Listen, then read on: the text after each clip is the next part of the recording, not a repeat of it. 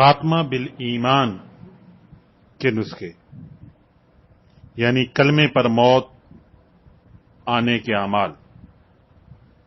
Number 1، کثرت سے کلمے شریف کا ورد رکھیں اور خصوصاً سوتے وقت اور جاگتے وقت کلمہ ضرور پڑھیں۔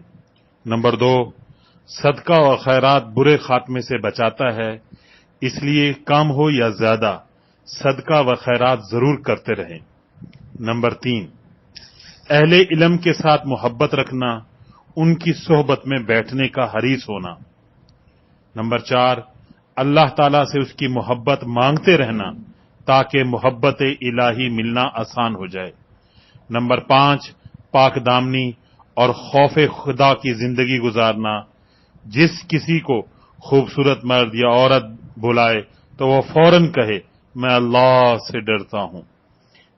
نمبر 6، امام الاولیاء حضرت مولانا احمد علی لاہوری رحمت اللہ علیہ نے فرمایا کہ اذان کا جواب دے گا، اس کے بعد دعا کی پابندی کرے گا تو اس کو شفاعت نصیب ہوگی۔ نمبر 7، حسن خاتمہ کی دعا کرنا، اللہم بارک لنا فی الموت وفی ما بعد الموت۔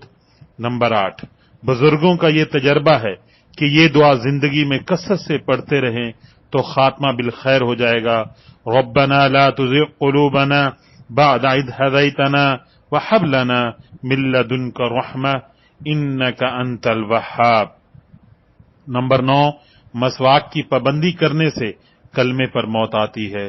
نمبر 10، سلام کی کثرت کرنے سے کلمے پر موت آتی ہے۔